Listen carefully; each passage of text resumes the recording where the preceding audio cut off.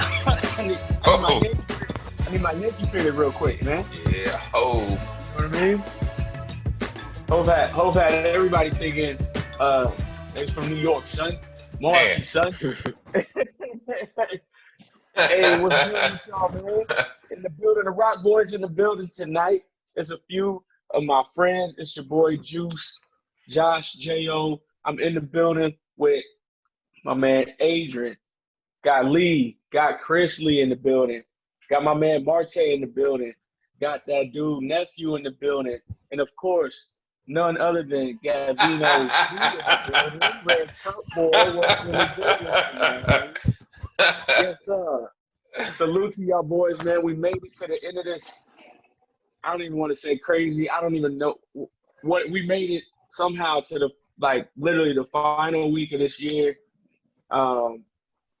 We've had some ups and downs. Just want to go around intro. How y'all feeling out there, man? We made it.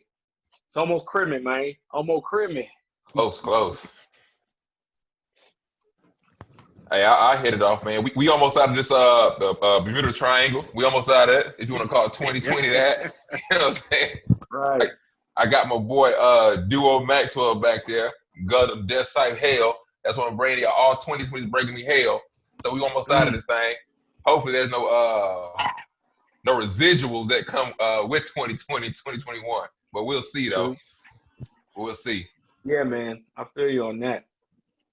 Hey, What's what up, good? y'all? Hey, Lee. What up? Yeah, hey, nothing much, but you know what they say, what doesn't kill you make you a little stronger. So we should be real buff in 2021. So Right. just looking ready, looking forward to the conversation tonight. I like that shirt, Gabby. Gabby, know? Yeah. There we go. Hey, I'm gonna go right with that. Hey, I want to wish happy birthday to my fam. I know we had a lot of birthdays in the month of December. I know y'all older, survived another year. I just want to say we blessed with having y'all in our lives. So appreciate y'all on the birthdays of December. But I'm here in the STL, you know, living that one day at a time, ready to make it a 21. No doubt. Chris Lee, man. What's happening, man? You look like you got something to say, man. What's up? Hey, what's up, fellas? You know it's your boy Chris Lee coming from the ATL. I got my favorite snack tonight, Skittles. But I'm really excited. Can we get some sponsors first, please? Yeah, absolutely. I'm trying to make it happen. I guess I'm doing the same thing. I got these shoes in the back. I'm doing the same thing. But I wanted to say to my brothers, we got a great show tonight. But I'm looking forward to watching Wonder Woman coming up soon. So I'm looking forward to that and the movie Soul. So I'm looking forward to the conversation tonight. And glad to be back with my fellas. What's that one? No doubt. What's that Spike Lee movie coming out? We'll talk about that later. We got Marte, nephew. What's good? Not much, man. It's me. Y'all know Jamarte, Marte, whatever y'all want to call me. But my birthday was on the 18th. So now your boy a little bit older. Got a great birthday present. My Oregon Ducks. They got them a Pac-12 championship. So I'm celebrating that. On top of it, y'all see the background. I'm rocking that black clover. Yes, That's sir. the week. I just say it's pretty. If you ain't checked it out and you need a little more inspiration or just something to check out, you got plenty of content to watch there. So that's me. That's what I got, and I'm out. Yes, What sir. up? It's your boy nephew, man. Want to say happy birthday to the December babies. Marte on the 18th, Juice on the 19th, Lee Tony on the 22nd, man. So just happy birthday to y'all fellas. One more trip around the sun, make it your best one yet. More importantly, tonight got a great show for y'all, man. Just excited about the dialogue that's about to take place. Excited about the content. And heading into the new year, man, it's gonna be a great year. We can't go nowhere but up. Okay, can't go nowhere but up. Right. You know, so I can't wait for 2021, man. Hey, No doubt. like this month, my brother's birthday is on the 7th, and my dad's birthday is on the 22nd. But Lee, you ain't my daddy. My daddy's birthday is on the 22nd. No, you got it right. Your daddy birthday on the 22nd. All right, son. Yeah, man. Well, you already know who it is, man. It's Juice. I'm here checking in from the O-Town. And, I'm rocking with Slim and Santa.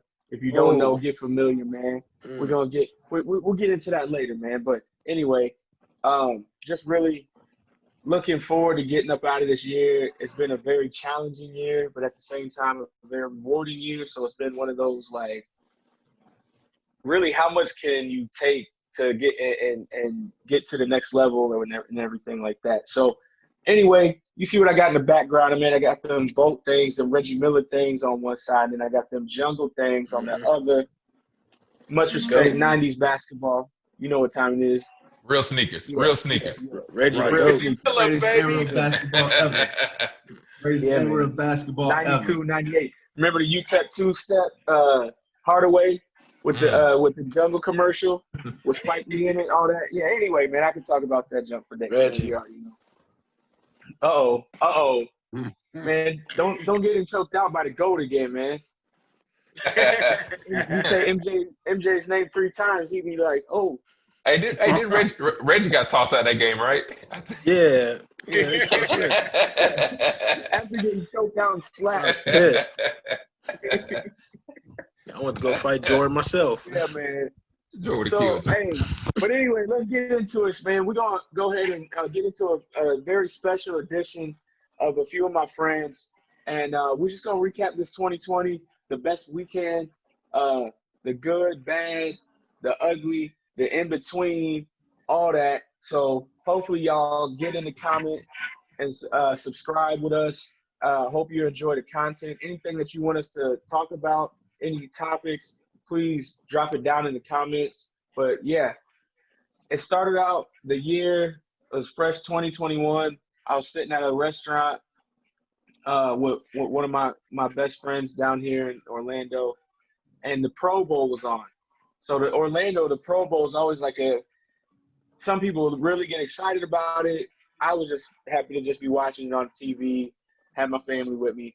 And then all of a sudden, see across the bottom of the TV, Kobe Bryant passes away, or was in a plane crash and then passes away. So just wanted to get y'all's thoughts on Kobe. I know he impacted my life. Anybody want to start it off, man? And we're going to just get this recap going. Not necessarily on a good note, but it's got to be talked about.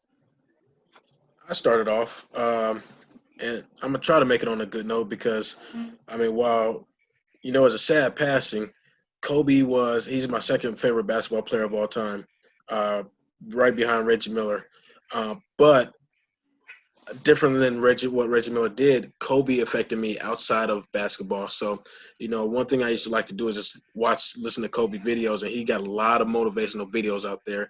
I recommend you guys listen to him. Even just the other night, I couldn't get no sleep, man. I ended up going through and watching a couple old Kobe videos. But I would say Kobe's death, because he meant more to me than just a basketball player or a celebrity, it really did affect me more than what, any other celebrity death did. I kind of like, I felt it. It kind of stung a little bit. And it still does, honestly, when I see him on TV or on a YouTube video. But I think that one thing we try to do is just, keep his legacy alive, the Mamba mentality, and try to use that in our everyday lives. I just want to share my thoughts real quick. So, rest in peace to Kobe. I know when I first heard the news, I was sitting on my TV, like Josh mentioned, watching the Pro Bowl, and I couldn't believe if it was real or not. And the first thing that came to my mind is, wow, you had this guy, Kobe, who had everything in the world. He had millions of dollars. He had a beautiful wife, beautiful family, and he's done so much. He's finally entering into retirement, and his life and other people's life who were in the helicopter with him was taken just like that. So it really made me value the people that I have in my life, the inner circle, and really, really think of life preciously, like tomorrow's never promised. So RIP to Kobe. He really has impacted many, many people all over the world, women's basketball and men's basketball. So I hope his legacy continues to live on. I feel that, bro. That's a good point, man. When I think of Kobe, I can't help but think of Chadwick as well. Both those two individuals, like the loss of them, it just hit different. But in particular, Kobe, I just think about all the memories he had. Well, memories we had with Kobe. Like we kind of grew up with Kobe, man, and he gave us a lot of real cool stuff. Like I think about one of my favorite plays of his is whenever he crossed over somebody when he was a rookie and he dunked on Ben Wallace. But yeah, like that was one of my favorite dunks of all time. Then I think about the LeBron and Kobe commercials with the puppets. Just my favorite things of all time to check out as well, man. And then also just think about like how he advocated for women whenever it came to basketball. Like Kobe, he was just a different type of individual. I realized that I did not take him. Well, I took him for granted while we had him. You know, so I just say make sure that you're making sure that you're taking your time, not wasting your time. And Chadwick has mentioned before, but yeah, like Kobe, RIP. Thank you for all the things that you did for us and all the laughs. Yeah, I agree with that last part, like taking Kobe for granted, because I consider like people of his stature untouchable. You know, in the sense that he won't be gone until he's like 90, and we'll be, you know, like, oh man, he was a great player. But like Kobe's, and honestly, he's like 5 or 3 years older than some of us. So if you think about it, that's scary. You know, to see somebody like Kobe, like Chris said, he had it all, man. It just impact when you hear players talk about everything he did for the game. He's freely passing on knowledge that other players will have to either pay for or beg to seek out. He's giving free game away because he wants a game to progress, and that's what ambassadors do in life, sports, and just in general. You know, and you know, to lose somebody like that, I think it's a huge void that's going to be there until somebody else takes that mantle up. Maybe it's LeBron. I think LeBron can do something like that, the same mentality, because LeBron, Kyrie have that same mentality, help players first mentality. So I think, you know, that's a legacy. Kobe left a good legacy behind. So I think the league and everybody be straight because of it. No doubt. Like you were saying, the way Kobe left something behind, Adrian, you know, it makes me think of his mentality. Man, when you talk about somebody that grind, like also Lee said it, that Mamba mentality. Like, dude put up 81 points in a game. Like, you know, I remember when he posted that. And I mean, and you talk about how the mentality and how he went to the line. Like, he was killing it from the free throw line. Can you imagine going to the free throw line, being that tired, you know, putting up that many points in a game, and he just still smooth. That shows you how. When he tore that Achilles and still knocked down those points. Yep. Woo! I mean, just that's how bad he wanted it, and it just makes you think about how you got to attack life. And that's the same thing with like Jamar I was talking about Chadwick. Man, that dude grinding when he had cancer, and still doing his thing, still putting out movies. Nobody knew he had cancer. Man, that's the type of mentality. I mean, I can only hope to have the same mentality as both of those guys. Rest in peace for both of them. They really set the bar high for us as a culture and us as a people.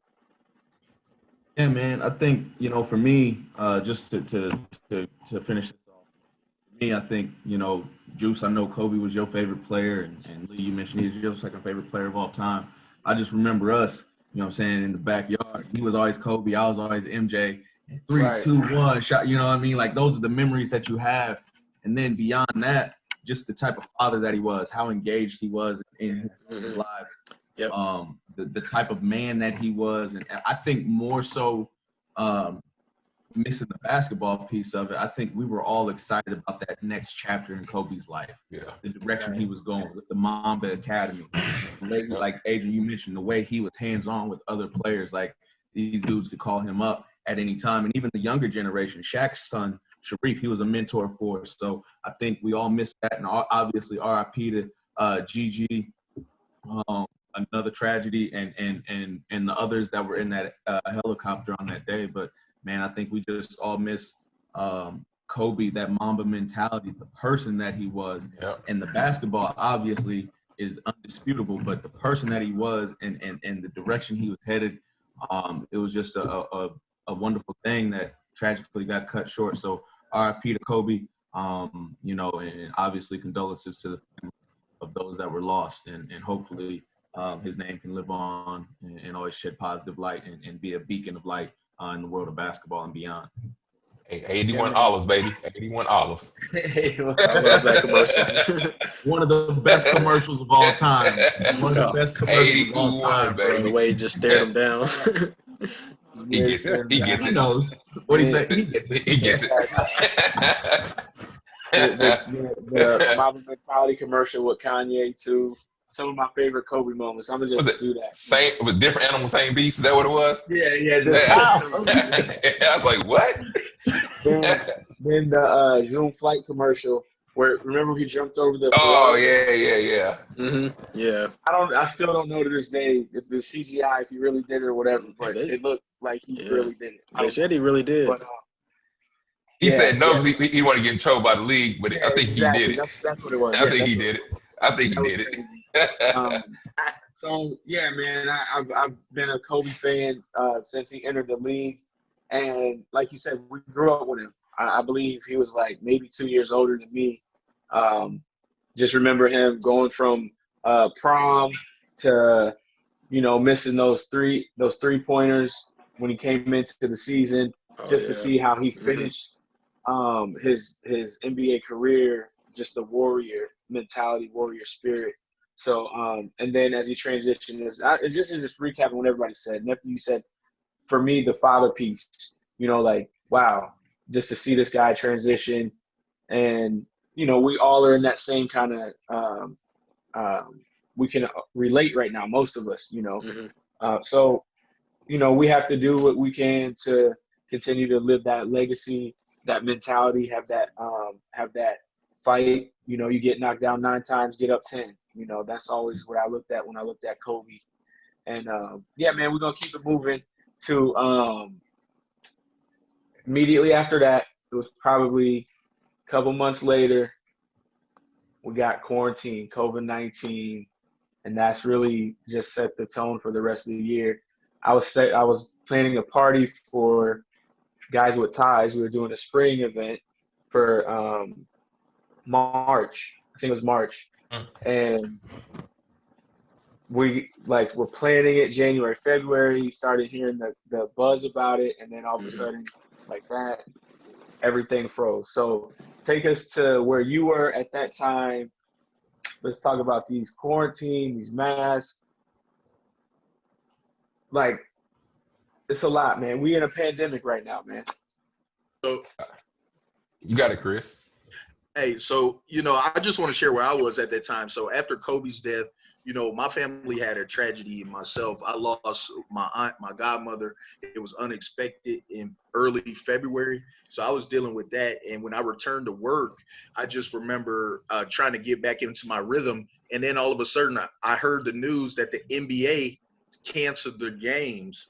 And once I found out that the NBA had canceled and postponed their whole season or the games, I knew that this thing, COVID, that was impacting the whole world was serious, because it shut down $1 billion business like that. And around that time, the March Madness was about to start. So it really canceled everything. And, sports is moneymaker. So if that's canceled, I knew that thing was real. And ever since then, I've been taking social distancing and wearing my mask very seriously. But that's where I was, and that's what I feel about the pandemic. I go. I think I knew it was looming since last year, like November, December. But we had just started track season. Man, it was 65-degree weather, 68-degree weather. I mean, the sun was shining. I said, oh, we gonna smash some school records. I said, oh, one of my horses, he running smooth. I got some legit low 11 guys out. We can put a good 4x1, 4x2, 4x18 together. We straight. About mid-March here, I saw, they canceling stuff. I said, we ain't gonna make it. So, man, so we called the kids in and told them we don't got a season, but keep running. I think the last week we ended on a fun note.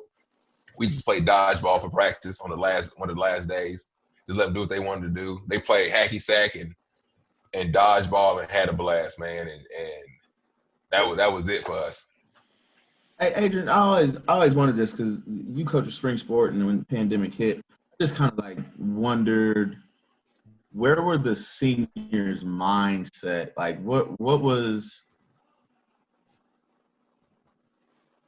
Oh, they feel? Obviously, they were hurt, but it apt was to hear confusion, that news. sadness, anger, just being lost. Because a lot of those kids were 4-year starters for the track program, Yeah. and they couldn't finish out this, which in their minds was going to be the best season. It probably was going to be. I was gonna say because you guys had a pretty special class that. Yeah. So and that class I had right there was a complete from freshman year to senior year, and so we really got to see them progress.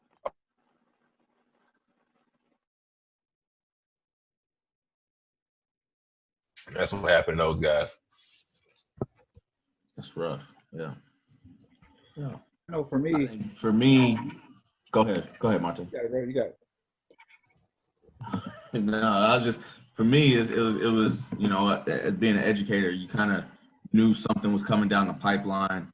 A lot of people were giving hints, and we were preparing for online education, not knowing how long it would be. But you kind of got the sense after you heard some of the numbers and some of the news that it was probably going to be for the rest of the year. And just for us at our school, we're a smaller school, so it was kind of rough because you knew immediately you start looking towards graduation. Are we going to be able to send these seniors off in a proper manner? Obviously not going to have senior night or anything like that for the spring sports, and there's a ton of spring sports. So it was kind of rough. And then you just look beyond that, just the bigger picture of everybody's safety. At that point, there was a lot of confusion, a lot of unknowns, a lot of, how is it transmitted? How is it, is this something that's going to be around permanently? Like there's just a lot of unknowns. So at that point, I think the biggest thing was everybody protecting themselves and practicing the social distancing at that point. And then obviously with the lockdown that the whole country endured. So yeah, man, it was a little different. It was a scary time. It's something that we had never seen before. And it was just a lot of confusion, a lot of frustration, not having any answers. So that's what it was for me. Yeah, for me, I'm go ahead, Jamarta. What y'all had, because like we was in the middle of passing out scholarships, full ride scholarships to students. So we had to pivot because we was going to schools saying, "Hey, you got it, you got it, you got it." So now we had to figure out how we was gonna do that, and then we had to figure out like how we was gonna celebrate our seniors as well. So we was running around just trying to figure things out. And then the beauty of it is like in that chaos, we also had to slow down, calm down, relax, and then also figure out like what we needed at the same time so that we can actually get the students what they needed. So like the quarantine, like COVID, it's been both a moment where you're like, okay, like this is too much, and then also like a little bit of a blessing when it comes to reflection, because I know there's been a lot of things I've done personally that I wouldn't have done if we hadn't had COVID and forced us to slow down. Yeah, we did have to a lot of people were at home, obviously, and so it forced people to come up with a hobby or come up with something new or start exercising. So in that regard, COVID was nice because people, they had some introspection.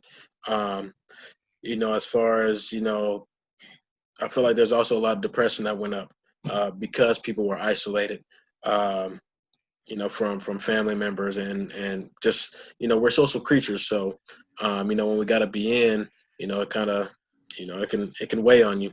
But I also want to, talk to you guys, about the mask. So I feel like, some people, they were like dead set against the mask, and they were, talking about how, it was a violation of their rights and all that, which, I don't agree with. I think I feel like they're, I don't know, little babies as far as it comes. But what y'all think about like the whole mask situation and just how the United States handled COVID or did not handle it the way it should have been. What y'all think about that?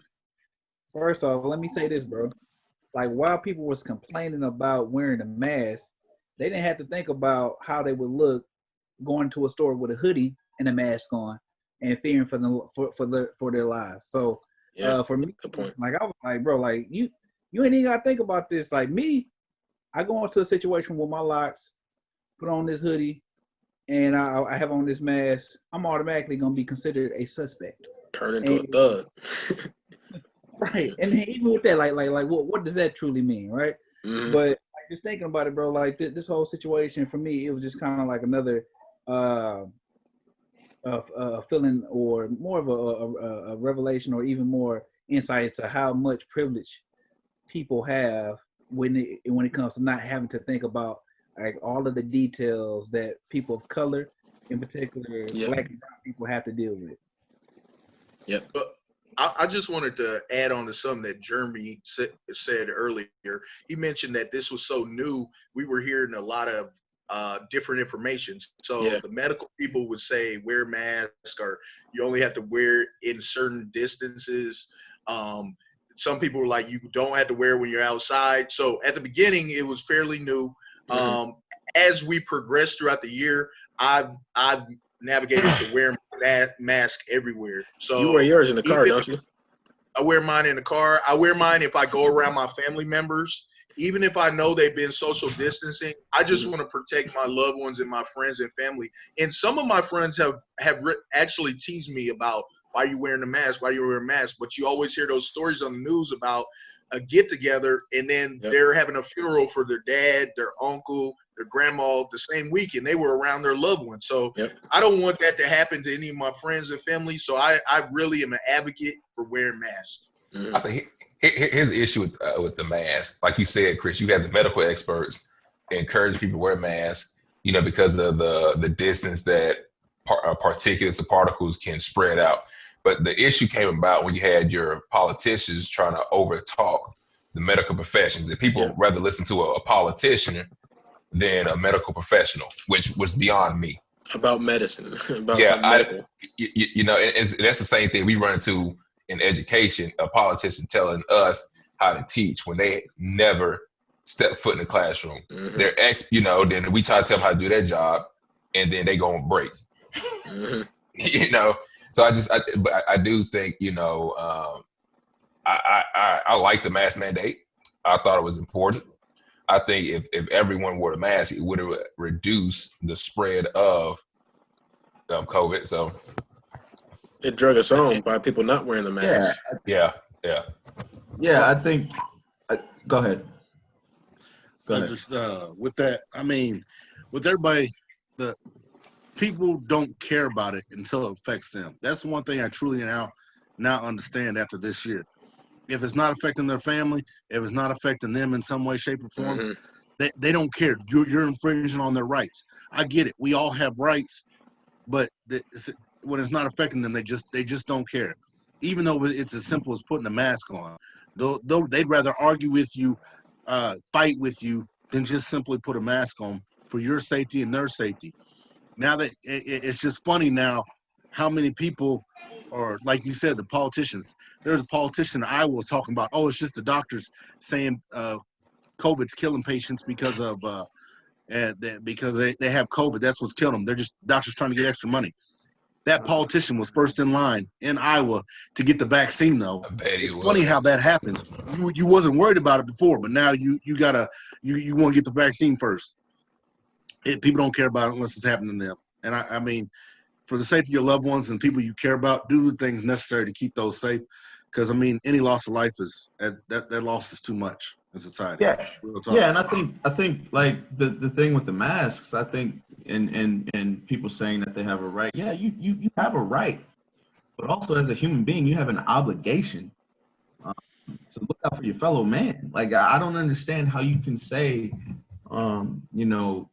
doing something as simple as wearing a mask can help save lives. You wear a seatbelt, that helps save lives. Yep.